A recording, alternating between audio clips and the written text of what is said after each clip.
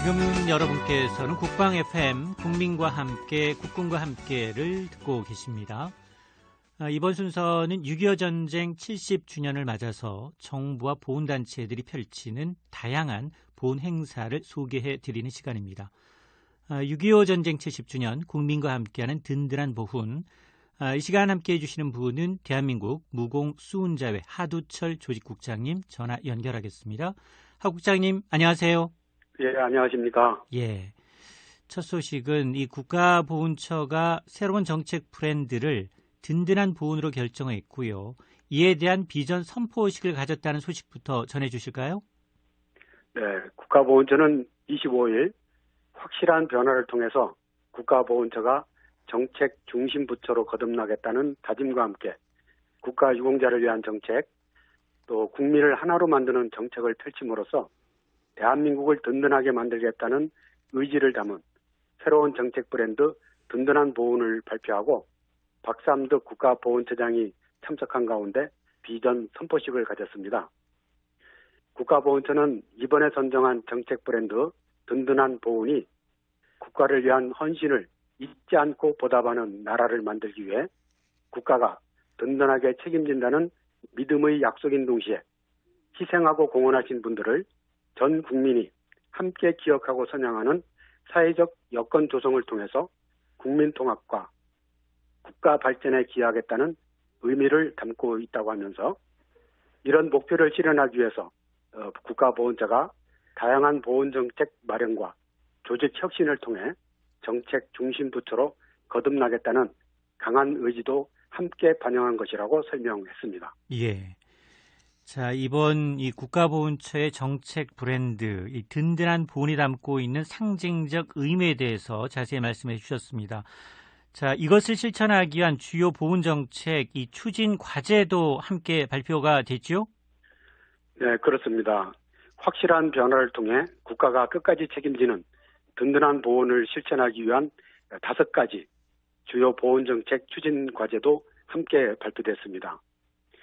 우선 국가의 적극적인 역할과 폭넓은 책임을 강조한 의미에서 국가가 먼저 책임지는 등록 보상 체계를 정립하겠다는 것이 첫 번째 과제로 제시가 됐습니다. 네. 또 두 번째 과제는 생전부터 사후까지 일반 복지보다 한층 더 높은 보훈가족의 영예로운 삶과 사회적 예우를 보장한다는 것이고, 세 번째는 국민과 함께하는 기념사업과 맞춤형 선양교육 등을 통해서 희생과 공헌의 정신을 기억하고 계승하기. 그리고 네 번째로는 안보 현장에서 헌신한 제대 군인을 위해 군 복무에 대한 사회적 보상 강화 추진. 그리고 5번째로는 보훈처 스스로의 역량 강화는 물론이고 정부 부처와 지방자치단체 간의 협력체계 구축을 통해서 정책 중심 부처로 거듭나기 위한 보훈정책 추진체계 혁신을 주요 추진 과제로 꼽았습니다. 예.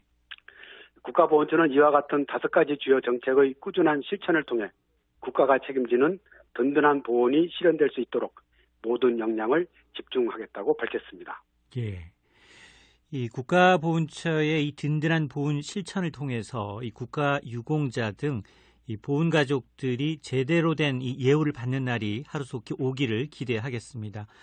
자, 그리고 이번에 이 국가보훈처가 유튜브 채널도 개설했다고요? 예, 조금 전이었습니다. 오늘 오후 1시 30분에 세종시 국가보훈처 4층에 마련된 스튜디오에서 박삼득 국가보훈처장이 참석한 가운데 첫 유튜브 라이브 방송을 실시함으로써 국가보훈처 유튜브 TV 나라사랑 채널을 공식 오픈했습니다. 그동안 보훈처는 나라사랑이라는 제5의 종이신문을 통해서 한 달에 한 번 새로운 보훈 정책과 주요 기념행사 등에 관한 내용을 보훈 가족들에게 전해왔었는데요. 예. 최근의 미디어 환경 변화에 맞추어서 유튜브 채널을 오픈함으로써 보훈 가족이라는 수요자 중심 맞춤형 영상 콘텐츠를 실시간 방송을 통해 제공할 수 있게 되었습니다. 예. 자, 많은 이 보훈 가족들이 실시간 영상, 맞춤 영상을 좀 보시면서 마음의 위안을 좀 삼았으면 좋겠네요. 자, 이 국가보훈처가 이 코로나19 상황과 관련해서 이 국가 유공자 등 이 보훈 대상자에 대한 지원에 공백이 발생하지 않도록 이 보훈 행정 전반에 대한 이 적극적인 조치를 취해 나가겠다라는 소식도 있네요. 네, 국가보훈처는 그동안 코로나19 위기 상황에서 자칫 발생할 수 있는 보훈 대상자에 대한 지원 공백이나 차질을 막기 위해서 코로나19 대응 전담팀을 구성, 매일 점검회의를 하는 등 다양하고도 적극적인 조치를 취해왔습니다. 예를 들면 코로나19 위기 경보가 심각 단계로 격상이 되고 감염병 특별관리지역이 선포된 뒤에 대구 보훈병원과 경북 등 일부 지역에 있는 보훈처 위탁병원들이 감염병 전담병원으로 지정이 되면서 그 병원들에서 진료받던 보훈 가족들의 진료 차질이 우려가 됐었는데요. 예. 거주지 주변 일반 병원을 보훈 가족들이 즉각 이용할 수 있도록 평상시였다면 두세 달 걸려야 했던 절차를 과감하게 생략하고 위탁병원을 지정함으로써 보훈 가족들의 진료권을 보장해 줬습니다. 여기서 말하는 위탁병원은 보훈병원이 없거나 보훈병원이 멀어서 이용이 불편한 보훈 가족들이 주거지 주변의 병원에서 진료받을 수 있도록 국가보훈처가 지정한 일반 병원을 말하는데요. 네. 통상 위탁병원 지정을 하려면 공개 모집에서부터 적격성 심사, 보훈단체 의견 수렴, 지정 승인 요청 등의 절차를 거쳐야 하기 때문에 보통 두세 달 정도는 걸려야 하는데 코로나19 위기 상황에 능동적으로 대처하기 위해 이를 간소화하고 감염병 특별관리지역 보훈 가족들의 진료에 차질이 없도록 조치를 한 것입니다. 예. 자, 이 밖에도 여러 가지 조치가 취해졌다라고 알고 있습니다. 어떤 내용들이 있습니까? 여러 가지가 있는데 몇 가지만 소개해드리면 특별 재난 지역에서 감염병으로 사망한 보훈 대상자에게는 재해 위로금이 지급이 되는데 특별 재난 지역이 아닌 지역에서 감염병으로 보훈 대상자가 사망한 경우 같은 피해임에도 불구하고 재해 위로금 지급이 안 되고 있었습니다. 그런데 코로나19 상황이 심각해진 금년 3월 국가보훈처가 재해 위로금 지급 규정을 개정해서 같은 감염병인 경우 모든 지역 사망 피해에 동일한 재해 위로금을 지급할 수 있도록 조치했습니다. 네.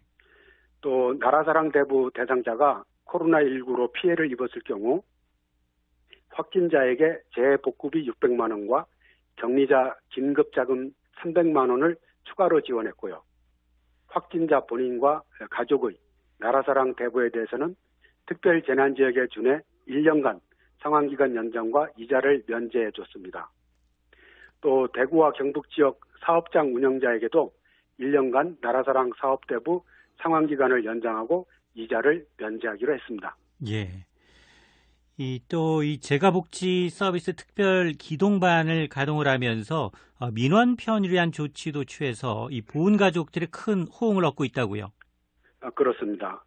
집으로 찾아가서 보훈 가족들을 돕는 재가복지 서비스가 코로나19 때문에 중단이 됐는데요. 국가보훈처는 재가 서비스 공백 발생을 막기 위해서 복지 담당 공무원과 보훈복지사, 보훈섬김이 등으로 구성된 재가복지 서비스 특별기동반을 전국 27개 보훈관서에 운영하면서 면역력이 취약한 고령의 국가유공자들에 대한 위생관리와 건강관리를 지원해 코로나19 예방과 확산 방지에 힘썼습니다. 그리고 신체 장애가 있는 보훈 대상자의 이동 편의를 위해 지원되는 복지카드 발급 업무는 보훈관서를 방문하지 않고도 정보24 누리집을 이용하거나 이메일로 신청할 수 있도록 했고요. 네. 또 중장기 복무 제대 군인을 위해 운영하고 있는 제대군인 지원센터는 직업능력 개발 교육비와 전직 지원금 신청 등의 업무를 유선으로 상담한 뒤에 온라인이나 팩스 신청으로 가능하도록 처리했습니다. 또 입학이나 개학 시기에 민원 요청이 많은 교육지원 증명서 발급도 온라인 발급이 가능하게 하는 등 이동이 제한된 시기에 민원인의 편의를 최대한 보장해 주었습니다. 예. 자, 이 같은 이 국가보훈처의 적극적이고 능동적인 조치가 이 보훈가족들이 코로나19를 이겨내는데 많은 도움이 될 거라는 생각이 듭니다. 자, 이번엔 해외 소식으로 눈을 돌려보겠습니다. 우리 정부가 6.25 전쟁에 참전했던 유엔 참전 용사들을 돕기 위한 마스크를 지원하고 있다라는 소식을 전해드리고 있는데요. 이 마스크를 전달받은 이 해외 참전 용사의 반응이 해외 언론에 소개가 되고 있다고요. 네, 프랑스 동부 벨포르라는 곳에 살고 있는 6.25 전쟁 참전 용사 미셸 오즈왈드 씨는 현지 시각으로 22일 공영방송인 프랑스 3TV와의 인터뷰에서 지난 4월 말 주 프랑스 한국 대사관에서 편지와 함께 마스크 5장을 우편으로 받았다고 밝히면서 대한민국이 여전히 자신을 잊지 않고 있다는 사실에 놀랐다고 말했습니다. 고아였던 그분은 농장에서 일하다가 18살에 입대해서 19살이던 1951년 6.25 전쟁의 파병이 됐다고 하는데요. 네. 전쟁이 끝난 지 70년이 지났는데도 한국이 당시 함께 싸웠던 사람들을 잊지 않고 있다는 사실에 감동했다는 소감을 밝혔습니다. 특히 오즈왈드 씨는 인터뷰 당시에 한국전 참전 용사라는 그 영어 문구가 새겨진 남색 모자를 쓰고 있었는데요. 그렇군요. 이 모자는 국가보훈처가 세계 각지의 참전 용사들에게 보내준 모자였습니다. 또 프랑스 북서부 소도시 아뇨에 사는 폴 로랑 씨도 최근 한 일간지와 인터뷰에서 한국 대사관으로부터 마스크와 편지를 받아서 아주 놀라고 기뻤다고 하면서 참전 용사들이 없었다면 한국이 공산화됐을 것이라는 점을 잘 알고 있는 한국인들이 역사에 특별한 관심을 갖고 참전 용사들을 언제나 생각해 주어서 감사하다는 말도 보도가 됐습니다. 프랑스군은 6.25 당시에 약 3,500명가량이 참전해서 270여 명이 전사를 했는데요. 이것은 참전 병력 대비 전사자 비율이 가장 높은 것입니다. 그야말로 프랑스군이 그만큼 중요하고 또 가장 치열한 전투를 많이 치렀다는 반증으로 볼 수가 있겠습니다. 예. 자, 이런 이제 노고를 우리는 잊지 말아야겠습니다. 자, 오늘 말씀 여기까지 듣겠습니다. 고맙습니다. 네, 감사합니다. 네. 6.25 전쟁 70주년 국민과 함께하는 든든한 보훈. 지금까지 대한민국 무군수훈자회 하두철 조직국장을 연결해서 자세한 말씀 들어봤습니다.